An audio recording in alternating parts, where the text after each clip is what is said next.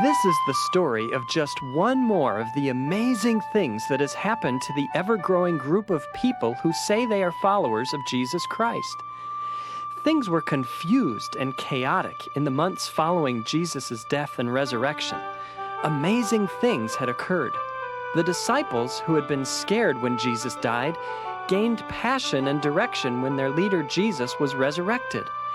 And they became more excited about their cause when the Holy Spirit came at Pentecost and gave them supernatural power. The disciples began to tell everyone about their experiences with Jesus.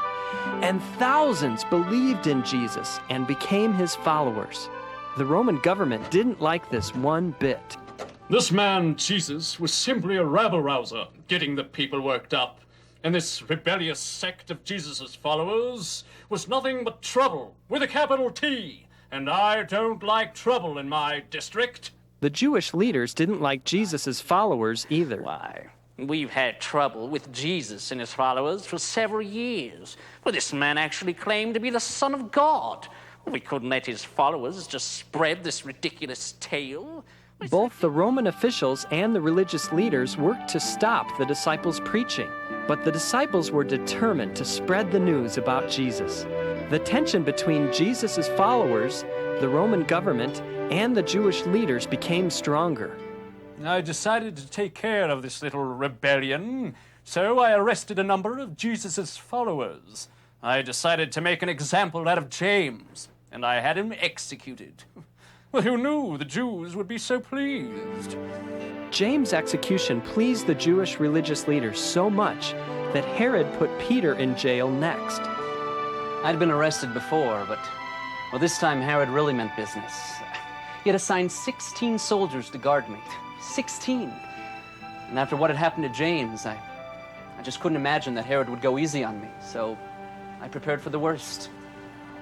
While Peter was kept in prison under guard, the church earnestly prayed for him. I gotta admit, we were all a bit scared. Two of our best leaders had been executed, and we wondered if Peter would be next. All we could do was pray. Then something truly amazing happened. Peter was sleeping between two soldiers. He was bound with two heavy chains. More guards stood at the entrance to the cell. It was plain to see that Herod was taking no chances. You can't imagine my surprise at what happened. I was so sure it was a dream. I was sleeping when something hit me, pretty hard too. I woke up and looked around. There was a bright light and I saw an angel. The angel told me to get up. And I was just about to remind him of my chains. When I raised my hands, the chains just fell off my wrists. Well, the angel told me to get dressed and to follow him, so I did. Well, who am I to argue with an angel? I was still pretty sure it was a dream, but I did as the angel asked. I followed the angel through the prison. We passed one guard, and then another. Well, soon we came to the gate that led into the city. It opened by itself. We walked through the gate and down one street, and then the angel just left. I was alone on the street. That's when I was sure that I was awake and that an angel had helped me escape. After all my fears, all my worries, God chose this way to save me from Herod.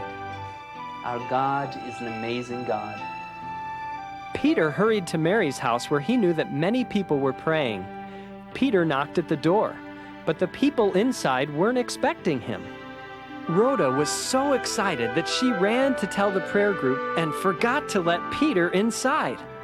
Well, when Rhoda told us that it was Peter at the door, I thought she had lost her mind. But she kept on insisting that it was Peter.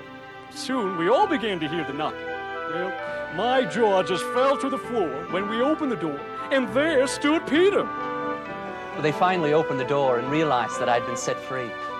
Well, I told them everything that had happened. They were astonished and full of joy, well, just as I was. Our faithful, powerful God had sent an angel to save me.